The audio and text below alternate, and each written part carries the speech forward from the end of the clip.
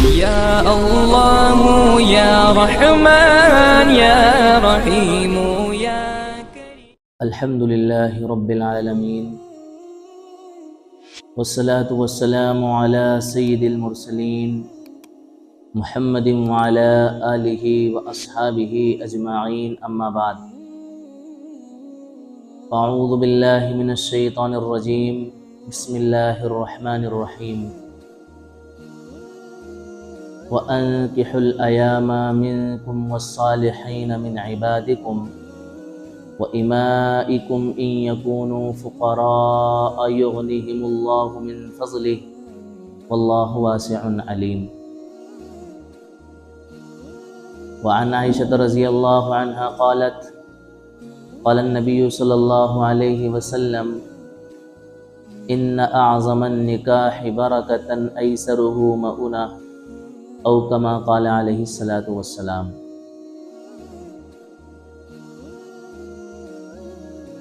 मोहतरम अज़ीज़ों,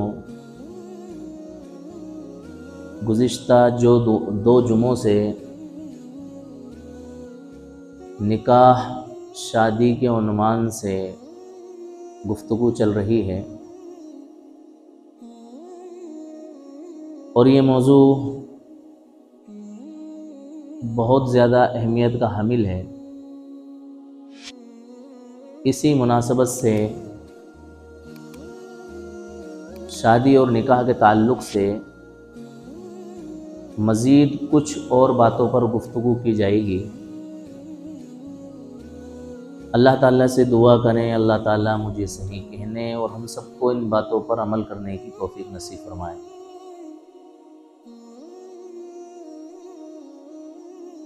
असल में शादी और निकाह इंसान की इतनी बड़ी ज़रूरत है कि अगर ये ज़रूरत बर वक्त पूरी ना की जाए तो इंसान अपनी जिनसी तस्कीन के लिए नाजायज़, गैर फितरी, गैर अखलाक़ी और घिनौने तरीके इख्तियार करता है। क्योंकि हम मज़हब इस्लाम को मानने वाले हैं, इसलिए हमें इस्लाम ने ऐसी तालीमात दी हैं कि जिन तालीमात की रोशनी में हम दुनिया की तमाम तर बुराइयों से अपने आप को बचा सकते हैं और रोक सकते हैं। इसीलिए शरीयत मुतहरा ने निकाह को बेहद आसान बनाया। बेहद आसान बनाने की वजह यही है कि इसकी वजह से किसी इंसान को निकाह के बंधन में और शादी के बंधन में बंधने में कोई दुश्वारी पेश ना आए, आसानी से वो काम अंजाम पा जाए। भाई आप लोगों ने, हम दुनिया में रहते हैं, दुनिया के हालात से वाकिफ़ हैं। जिस काम में उलझन होती है इंसान उसमें पढ़ना ही नहीं चाहता है। अरे बहुत मगजमारी है, छोड़ो हटाओ यार। पहले आज से 10 साल 12 साल पहले अगर आप जाएं तो पासपोर्ट बनवाने में बड़ी उलझनें हुआ करती थी, बहुत मुश्किल। बाज़ लोगों ने सिर्फ इसी वजह से पासपोर्ट नहीं बनवाया कि 17 मगजमारी है, ये करो वो करो, यहाँ जाओ वहाँ जाओ, फला ढिका, नहीं बनवा। इसी तरह से और कोई गवर्नमेंट या सरकारी काम अगर किसी को है और वो ये समझ रहा है कि इस काम के बगैर भी मेरा काम चल जाएगा, तो इंसान उस काम की जो परेशानियां, उन परेशानियों को देख के क्या कर लेता था, पीछे हटा लेता है। नहीं करना यार, हटाओ, बहुत धक्के मुक्की करना पड़ती है, यहाँ जाओ वहाँ जाओ, यहाँ से वो लाओ, वहाँ से ये लाओ, उससे मिलो, उससे लिखवाओ, ये ले जाओ। तो इंसान की फितरत और नेचर ये है कि जहाँ उसको दिक्कत और परेशानी आती है उस चीज़ से इंसान अपने आप को क्या करता है, दूर करता है, बचाता है। तो जाहिर सी बात है सारी मखलूक को और इंसानों को किसने बनाया, अल्लाह ताला ने बनाया। अल्लाह ताला इंसानों की फितरत को जानते हैं। और इस इंसान के मुताल्लिक फरमाया कि ये इंसान बड़ा जल्दबाज है, हर काम में इसको क्या होती है, उजलत होती है। अब जाहिर सी बात है, निकाह जैसी ज़रूरत, शादी जैसी ज़रूरत अगर बर वक्त नहीं होगी तो ये इंसान जल्दबाजी की वजह से गलत तरफ कदम उठाएगा। अगर इस निकाह को और शादी को थोड़ा पेचीदा और मुश्किल बना दिया जाता और बर वक्त मौके पर इंसान की ज़रूरत पूरी ना होती तो फिर इंसान अपनी जल्दबाजी की वजह से क्या करता, गलत तरीके और गलत रास्ते इख्तियार करता। लिहाजा शरीयत ने इसको क्या कर दिया, आसान से आसान तर बना दिया। इतना आसान बना दिया हम सोच भी नहीं सकते, इतना आसान बना दिया। शादी की भी एक उम्र है कि बच्चा बालिग हो जाए, बच्ची बालिग हो जाए और वो अपना अच्छा और बुरा समझने लग जाए, अपनी जिम्मेदारियां समझने लग जाए। ना तो इतनी कम उम्र में शादी हो कि बच्चे अपनी जिम्मेदारियों का एहसास ही ना समझ सकें, और ना इतनी ताखीर से शादी हो कि इंसान के सारे जज्बात ठंडे पड़ जाएं और उसकी सारी ख्वाहिशें उसके पैरों के नीचे दब जाएं। इस्लाम ने हमें मियाना रवैया दी है, दरमियाना और एतदाल का रास्ता हमें हर जगह दिया है। कंजूसी और बुखल से शरीयत ने हमें जगह जगह पर मना किया और इसकी बड़ी मजम्मत आई। कंजूसी किसको कहते हैं, बल्कि हदीस से पाक में आता है कि अल्लाह के रसूल सल्लल्लाहु अलैहि वसल्लम ने कंजूसी से पनाह मांगी, बुखल से पनाह मांगी। और बाज़ जगहों पर है कि कंजूस आदमी, बखील आदमी अपनी बुखल की वजह से, कंजूसी की वजह से जहन्नम में जाएगा।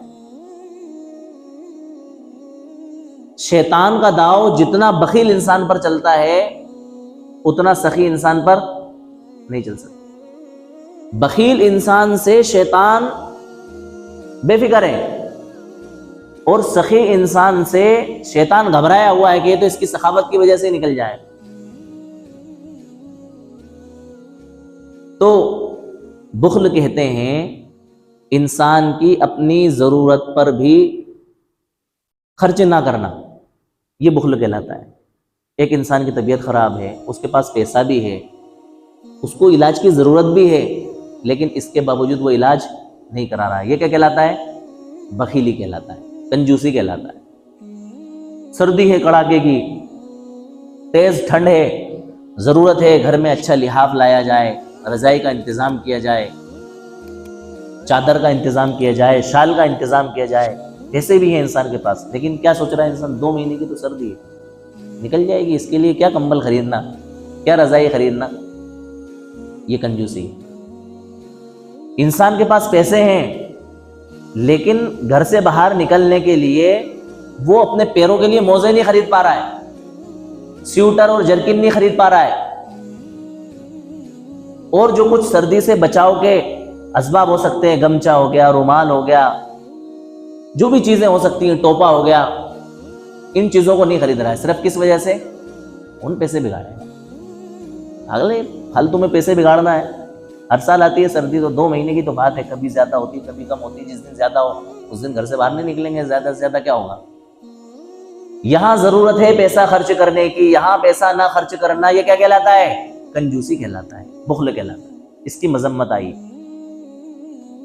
और एक है इसराफ, फजूल खर्ची, इससे भी हमारी शरीयत ने हमें मना किया है। वला तुबज़िर तबज़ीरा, बहुत ज्यादा इसराफ ना करो, फजूल खर्ची ना करो। फजूल खर्ची क्या है, इंसान के पास पैसा है, उस पैसे की कोई अहमियत उसके सामने नहीं है, हर साल नए नए स्वेटर, जर्किन, टोपे, मोजे, लिहाफ, कंबल, चादरें, सारे सामान हर सर्दी में क्या करता है, नए खरीदता है। ये क्या कहलाता है, इसराफ कहलाता है। आपके पास है पहनने के लिए और ज्यादा बोसीदा भी नहीं हुए हैं, फटे भी नहीं है, खराब भी नहीं हुए हैं, उनकी दमक और चमक भी फीकी नहीं पड़ी है, इसके बावजूद हर साल सिर्फ चोचलों के खातिर खरीदना, ये क्या कहलाता है, इसराफ कहलाता है। इससे शरीयत ने क्या किया, तो हमारा बैलेंस बनाया, एतदाल का और बीच बीच का रास्ता हमें दिया कि भैया दरमियाना तरीके पर चलो, यही तुम्हारे लिए क्या है, कामयाबी। तो ऐसा ही शादी ब्याह के अंदर भी हमें मियाना रवि इख्तियार करना चाहिए।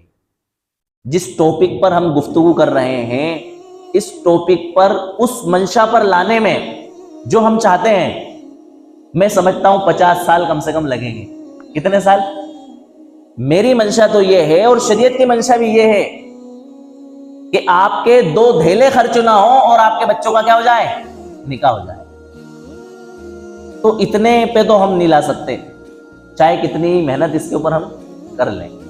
लेकिन कोशिश ये है कि इन मेहनतों से, इन कोशिशों से इसराफ और फजूल खर्ची हमारे माशरे से खत्म हो जाए। क्या हो जाए? खत्म हो जाए। मैंने एक हदीस खुतबे में आपके सामने पढ़ी, हज़रत आयशा रज़ी अल्लाह अन्हा की हदीस है।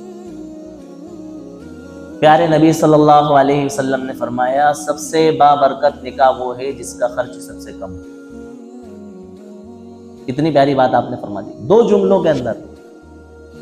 निकाहों में बरकतें नहीं हो रही हैं। आए दिन खानगी जिंदगी के मसाइल वजूद में आ रहे हैं, झगड़े बन रहे हैं। अगर हम गौर करें तो सबसे बड़ी वजह जो हमें इस हदीस की रोशनी में समझ में आती है वो यही है कि शादी के मौके पर जो हमने बेजा इखराजात किए हैं, फजूल खर्चियां की हैं, उसकी नहूसत हमारे घर के सुकून को क्या कर रही है? बर्बाद कर रही है। आए दिन झगड़े, आए दिन लफड़े, सास बहू की नहीं बन रही, भाभी और ननंद की नहीं बन रही, देवरानी और जेठानी की नहीं बन रही।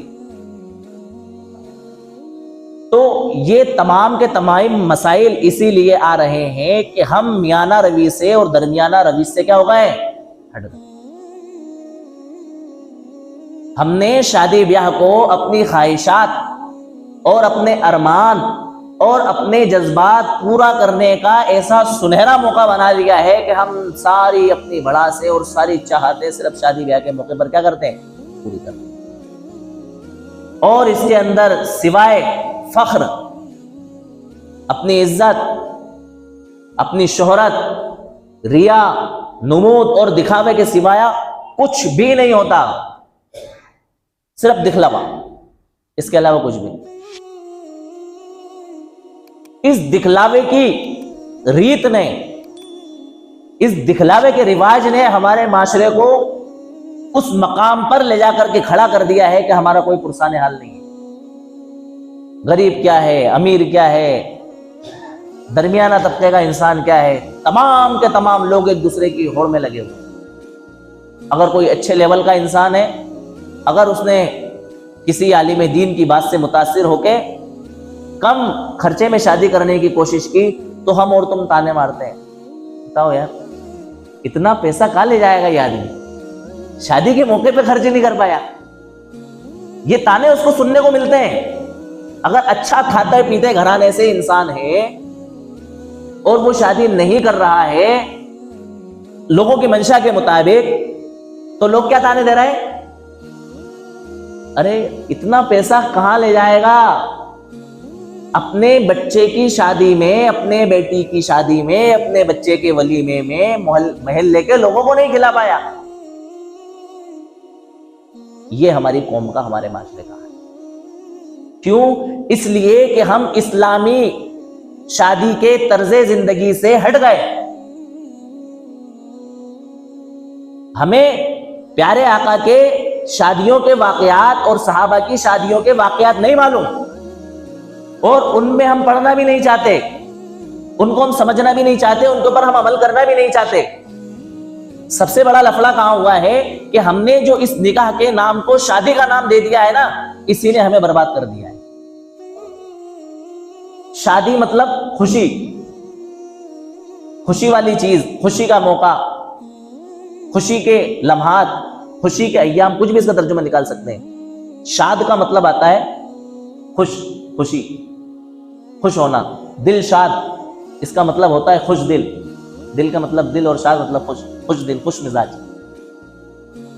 तो इस लफ्ज ने हमें ऐसा धोखे में डाला है और ऐसा हमारा जहन बना है इस लफ्ज की, कुछ भी समझ लो आप, कि जिसकी वजह से हम उस मौके पर तमाम के तमाम अरमान निकालते हैं। शादी की लड़के की ख्वाहिश होती है कि मेरी शादी पर मुझे दुल्हन ऐसी मिले जो मेरे कंधे से कंधा मिला के चले। ननंद के ये अरमान होते हैं कि मुझे ऐसी भाभी मिले कि मैं सारी सहेलियों पर और अपने दोस्तों पर फख्र से कह सकूं कि भाभी तो मेरी। सास की ये ख्वाहिश होती है कि मुझे ऐसी बहू मिले कि सारे महल्ले में और रिश्तेदारों में इस तरह की बहू ना हो। ससुर की अलग अपनी एक डिमांड है, सास की अपनी अलग डिमांड है, बहू की अलग अपनी डिमांड है, भाइयों की अलग अपनी डिमांड है, वगैरह वगैरह। इन सारे झमेलों ने हमारे लिए मुश्किलें खड़ी कर दी। तो मैं ये कह रहा था कि अगर कोई अच्छे खाते पीते घराने से शादी मीडियम करता है तो हमारी कौम उसको करने नहीं दे रही है। क्यों नहीं करने दे रही है? क्योंकि वो ताने मार रही है। उन तानों से बचने के लिए ना चाहते हुए वो इंसान क्या कर रहा है?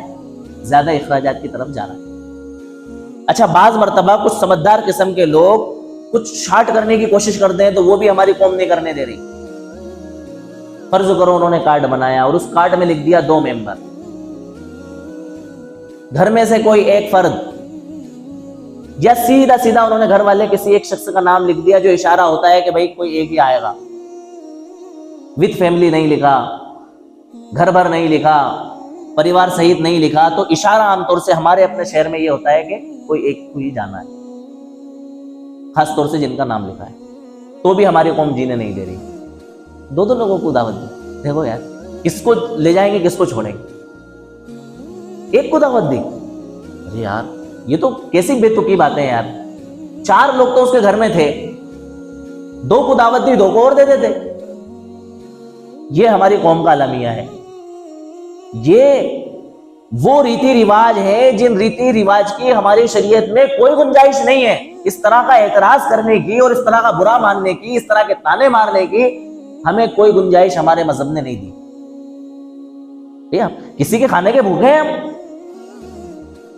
किसी की दावत के इंतजार में हैं हम कि हमें दावत मिलेगी और नहीं मिली तो क्यों नहीं मिली, और मिली तो 2 लोगों की क्यों मिली, 4 लोगों की क्यों मिली, एक आदमी की क्यों मिली, सारी फैमिली की क्यों मिली? हम कौन इस तरह की बातें करने वाले? ये चीजें हमें अपने माशरे से खत्म करने की जरूरत है। एक समझदार इंसान अगर वो चाह करके भी अपने आप को कंट्रोल में रखना चाहता है तो हमारी कौम उसको कंट्रोल में नहीं आने दे रही। और किसी इंसान ने अपने पहले के 2 बेटों को अगर सूखा सूखा ब्याह लिया, उनकी शादी कर ली, कम खर्चे में शादी कर ली, और किसी एक बेटे पर अच्छे खर्च कर दिए, तो भी हमारी कौम जीने नहीं दे रही। क्या कहती है कौम मालूम है आपको? अरे सारे बच्चे तो उसने यूं ही कर लिए, एक आखिरी बच्चे में अगर दावत दे भी दी और सारे लोगों को बुला भी लिया, सब लोगों को खिला भी दिया, तो कौन सा एहसान करा? ना मरने में ना जीने देने। मैं तो ये कहता हूं इससे बेहतर ये है कि इंसान को ताने तो हर हाल में मिलना है। अच्छे से अच्छा खिला दोगे, सुनिए दुनिया की सारी दौलत खिला दोगे, उसके बाद भी आपको ताने मिलना है। अभी अंबानी ने कुछ दिनों पहले उसके बेटे की शादी की, तो एक वीडियो बहुत वायरल हुआ कि वो चिमटे से किसी चीज को प्लेटों में से उठा उठा के क्या कर रहा है मेहमानों के सामने से। वो पता नहीं क्या उनकी प्लानिंग थी, हमें उससे कोई बहस नहीं। मैं जो बताना चाह रहा हूं आपको, तो उस पे लोग हेडिंग डाल के, टाइटल डाल के ये लिख रहे थे कि अंबानी मेहमानों से खाना ज्यादा होने की वजह से कम कर रहे हैं, क्योंकि जियो सिम लोगों क्या कर रहे हैं, बंद कर रहे हैं, तो इखराजात ज्यादा बढ़ रहा है और इनकम कम हो गई है। इस वजह से लोग क्या कर रहे हैं, मेहमानों से खाना कम किया जा रहा है। बताओ आप, इतने बड़े आदमी को जिसने अपने सारे अरमान शादी में निकाले होंगे, उसको भी लोगों ने नहीं छोड़ा, तो हम तुम कौन है? कितने खाने खिलाएंगे, कैसे खिलाएंगे, क्या क्या खिलाएंगे? आखिर कुछ ना कुछ तो कभी हमारे खानों में आई जाएगी। मैं कहता हूं कि इससे बेहतर है ना खिलाना। खिलाओगे तो भी बदनामी होगी, ना खिलाओगे तो भी बदनामी होगी। तो बेहतर यह है कि ना खिला के बदनाम हो जाओ, ना खिला के बदनाम हो जाओ कि नहीं खिलाया, खत्म। और खिलाने में खिलाया का खिलाया, पैसे के पैसे बर्बाद किए, सब कुछ किया, कर्जे में डूबे, बाज़ मर्तबा सूदी कर्जे लिए, उसके बाद भी कौन क्या कह रही है, मीठा तो बहुत ज्यादा मीठा हो गया था, सालन में तो बहुत ज्यादा नमक हो गया था, मांडे तो फीके थे, रोटियां तो जली हुई थी, वगैरह वगैरह। कुछ ना कुछ कमी निकलेगी। अगर आइटम कम है तो उनकी गिनती में कमी निकलेगी कि 3 ही आइटम खाना था, 3 ही किस्म के पकवान थे शादी में। तो मेरी नजर में तो सबसे बेहतर लॉजिक यही है कि ना खिला के बदनाम हो जाओ। तो मैं समझता हूं कि बदनाम नहीं होगे, कि नहीं होगी यार कंडीशन, लोग कोई कमेंट ही नहीं करेंगे कि हाँ नहीं खिलाया, कोई बात नहीं, कोई परवाह नहीं। तो अल्लाह के रसूल सल्लल्लाहु अलैहि वसल्लम ने क्या फरमाया कि सबसे बाबरकत निकाह वो है जिसका खर्च सबसे कम हो। सबसे कम क्या हो सकता है, आप अंदाजा लगा सकते हैं, इसकी कोई डेफिनेशन है ही नहीं। सबसे कम का मतलब ये है कि आपके ऊपर चाय का भी खर्च ना आए। चाय का खर्च ना आए, चाय। कोई ऐसी एक मिसाल तो बताओ यार, बना के बताओ, कोई ऐसी मिसाल एक कायम करके दिखाओ कि जिसको बतौर मिसाल, एग्जाम्पल पेश कर दिया जाए कि फला साहब ने अपने बेटे की या अपनी बेटी की शादी ऐसी की है कि वो उनके वहां चाय का भी कोई खर्च नहीं हुआ। अगर लड़की की शादी थी तो लड़के वाले आए और दुल्हन बना के लड़की को मस्जिद में निकाह हुआ, गवाहों की मौजूदगी में, जुमे की नमाज में या किसी और नमाज में, और दुल्हन को लेकर के चले गए। कोई चाय नहीं, कोई दावत नहीं, कोई खाना नहीं, कोई गाना नहीं, और खामोशी से चले। लड़के की शादी थी तो वो भी कोई ऐसी मिसाल कायम करके बताओ कि लड़का, उसके वालिद और एक दो और करीबी लोग, रिश्तेदार, फूफा, खालू, एक खालू, चार खालू हैं तो एक खालू को ले लिया, दो तीन फूफा हैं तो एक फूफा को ले लिया, सबकी तरफ से पूरा अंदाजी करके, और कहना कि बस इतने से लोग गए थे और जाने के बाद में वहां से निकाह पढ़ा करके दुल्हन को लेकर के आ गए। ये हमारा माशरा चाहता है। इन शादियों ने कई घरानों को कर्जों के नीचे ऐसा दबाया है कि आज तक वो उठ नहीं पाए। इतने कर्ज है, जिंदगियां हो गई उनकी। जब से होश संभाला उनकी खुद की शादी हुई, शादी के बाद उन्होंने अपने घर वालों के लिए, परिवार के लिए, बीवी बच्चों के लिए कमा कमा करके वो थक गए। बच्चे जवान हुए, क्योंकि आमतौर से तो 80% लोग तो मीडियम हैं, जो कि एक जनरल और नॉर्मल फैमिली से आते हैं। उनकी बस बेसिक ज़रूरतें पूरी होती हैं उन रोज़गार से और उनकी ज़रिया माश से, कि वो रोज़मर्रा की अपनी ज़रूरतें पूरी कर लेते हैं, खाने पीने की, पहनने ओढ़ने की, घर बार की, कपड़े लत्तों की। ये ज़रूरतें पूरी करने के बाद जब शादी के मौके आते हैं तो उनके पास कौम और बिरादरी, रिश्तेदार और माशरे की फरमाइशों के हिसाब से उनकी डिमांड पूरी करने के लिए रुपये और पैसे नहीं होते। वो कर्ज लेते हैं, बाज़ मरतबा सूदी कर्ज लेते हैं, और सूदी कर्जों का भार इतना भारी होता है कि वो उसको चुका नहीं पाते। इसलिए मेरे अजीजों, इस वक्त की सबसे बड़ी ज़रूरत है अपने पैसे को बचाना, और पैसे बर्बाद करने का एक ही मकाम है अभी हमारी कौम के पास, वो है शादी ब्याह। शादी ब्याह के मौके पर जो लाखों रुपए हम बर्बाद करते हैं, इन पैसों को हम कैसे बचा सकते हैं, उसके लिए हम प्लानिंग करें। किसी की परवाह ना करें कि हमें लोग क्या कहेंगे, रिश्तेदार क्या कहेंगे, बहनें क्या कहेंगी, खालाएं क्या कहेंगी, फूफियां क्या कहेंगी, चाचा ताया क्या कहेंगे, रिश्तेदार क्या कहेंगे, मोहल्ले के लोग क्या कहेंगे। यही कहेंगे कि इसने कुछ नहीं खिलाया। आपको नहीं बुलाएंगे। हाँ, मुझे याद आया, एक धोखा और हमारी कौम में लगा है साहब, आपके लिए कहना आसान है। अभी तक हम जिन लोगों के लिए के वहां खाते आए हैं उनको क्या मुंह दिखाएंगे। अभी तक हमने लोगों के वहां खाया है। बाज घराने तो हमारे ऐसे हैं कि उन्होंने कार्ड संभाल के रखे होते हैं, फला के वहां से कार्ड आया, संभाल के रखो, इसको अपन को भी दावत देना है, भूल नहीं जाए गलती से। कार्ड संभाल के रखते हैं। जब उनके वहां शादी ब्याह के मौके आते हैं, वो कार्ड देखते हैं कि इसने भी अपनों को दावत दी थी, उसको दावत दी, इसने दावत दी थी, उसको दावत दी, इसने दावत दी थी, उसको दावत दी। अल्लाह की कसम, ये गैर शरई तरीका है, ये हमारा इस्लामी तर्ज नहीं है। अच्छी बात है, अगर अल्लाह ने आपको नवाजा है, दिया है, आपको किसी से कर्जा लेने की जरूरत नहीं पड़ रही है, आप बगैर अपने रोजमर्रा के रूटीन पर फर्क आए आप इखराजात कर सकते हैं, खिला सकते हैं। आप अपनी हैसियत और बिसात के मुताबिक जरूर खिलाएं, कोई मना नहीं है, कोई बुराई नहीं है। लेकिन आपकी हैसियत नहीं है तो आपको उन कार्डों को देखने की जरूरत नहीं है। इस बात की परवाह करने की जरूरत नहीं है कि लोग क्या कहेंगे कि देखो हमने इनको शादी में बुलाया था और इन्होंने हमें शादी में नहीं बुलाया। अगर हम इस नीयत से किसी को शादी में बुला रहे हैं कि कल से ये भी हमें अपनी शादी में बुलाएगा, इस तरह का बुलाना हमारे लिए मुनासिब नहीं है। अगर किसी के वहां न्योते में हम इसलिए पैसे दे रहे हैं कि कल ये हमारे यहाँ भी पैसे देगा और पैसे लिखवाएगा, अल्लाह की कसम इसको उलमा ने सूद में लिखा है कि ज्यादा की उम्मीद के साथ किसी को गिफ्ट करना कि इससे ज्यादा मुझे आ जाएगा और किसी की शादी ब्याह में पैसे देना, इस तरह की शरीयत में इजाजत। छोड़ दो ये तमाम खुराफातें, ये तमाम रसूमातें, जिन रसूमातों में दब करके हम घुट घुट करके अपनी जिंदगी जी रहे हैं, खुशहाली की जिंदगी नहीं जी पा रहे हैं। शादी ब्याह को आसान बनाओ, ये हमारी जिंदगी से जुड़ा हुआ मसला है, ये रोजमर्रा की जरूरियात है। और मैं कहता हूं महल्ले के असर और रसूख रखने वाले लोग, बाअसर लोग, जिम्मेदार किस्म के लोग और अपने परिवार के बड़े लोग खुद चल करके जाएं अपनी फैमिली के लोगों के पास, अपने रिश्तेदारों के पास, अपने घर वाले लोगों के पास जिनकी वहां शादी है, उनसे कहें कि देखो मैं अपनी तरफ से ये मशवरा दे रहा हूं, मानना ना मानना आपकी बात है, अपन शादी आसान कर देते हैं। जब घर का बड़ा अपने घर के लोगों को सपोर्ट करता है और उनके सर पर हाथ रखता है शफकत का और उनको समझाने की कोशिश करता है, तो घर वालों को ताकत मिलती है कि अब हमें किसी के ताने की कोई परवाह नहीं है, हम लोगों से ये कहकर के बच जाएंगे और अपने आप को बचा लेंगे कि हमारे फला साहब नहीं माने। हम रिश्तों में अपने घर के लोगों की रियायत करते हैं। भाई बाज मर्तबा हमें रिश्ता पसंद आ गया, हमारी बीवी को रिश्ता पसंद आ गया, लेकिन हमारे बड़े भाई को रिश्ता पसंद नहीं आया, हमने रिश्ता रिजेक्ट कर दिया। किसी ने पूछा क्यों साहब क्या बात है, आपकी तो बात पक्की हो गई थी। अरे हमारे बड़े भाई साहब ने मना कर दिया। क्या कर दिया बताओ, कितनी अहमियत है बड़े भाई की। अलग अलग रहते हैं, अपना अपना खाते कमाते हैं, लेकिन बड़े भाई की इज्जत और एहतराम में मियाँ बीवी ने कि नहीं हमारे जेठ ने मना कर दिया, हमारे बड़े भाई ने मना कर दिया, मेरे को रिश्ता पसंद नहीं। ऐसा होता है होता नहीं होता है, आप लोग बताएं। तो जब हमारे घर में बड़े लोगों की इतनी वैल्यू है तो बड़े लोग खुद चल के अपने छोटों के पास जाएंगे और उनके इखराजात को कम कराने की कोशिश करेंगे तो घर के लोग मानेंगे, नहीं मानेंगे तो कम पे आ जाएंगे। और ये परवाह नहीं करना है कि एक को काट दिया, दो के लिए काट दिया, नहीं दिया। कार्ड में भी हमारे वहां तमाशा बना हुआ है, 50-50 रुपए के कार्ड, 80-80 रुपए के कार्ड, 100-100 रुपए के कार्ड। वो तो अच्छा है कि हम अंबानी के लेवल के लोग नहीं है, वरना 3-3 लाख रुपए का एक कार्ड हम बनवा दें। कार्ड का मतलब हमें सिर्फ एक खबर पहुंचाना है, इत्तिला पहुंचाना है कि इस तारीख में फला दिन में हमारे बच्चे की शादी है या हमारी बच्ची की शादी है, उसमें आपको हाजिर होना है। यही मकसद है ना। ये मकसद जितना कम से कम खर्च में पूरा हो सकता है हमें उसको करना चाहिए। कार्ड को करता क्या है, इंसान देखता है और साइड रख देता है। बाज मर्तबा इंसान अगर किसी को दावत देना है तो उसको संभाल के रखता है, इसके अलावा कोई खास काम में आता है वो?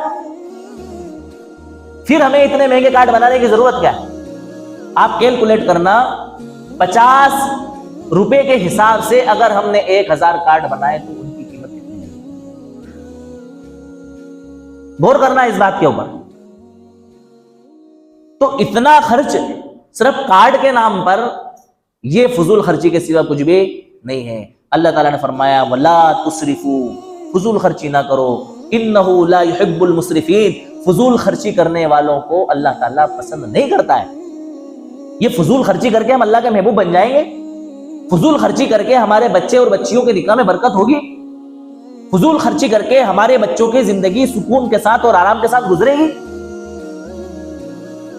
फरमाया वला तुबज्जिर तबजीरा, बिल्कुल भी फजूल खर्ची ना करो। इन्नल मुबज्जिरीन कानू इख्वान शयातीन, फजूल खर्ची करने वाले शैतान के भाई हैं। अल्लाह ताला फजूल खर्ची करने वालों को क्या कह रहा है? शैतान के भाई।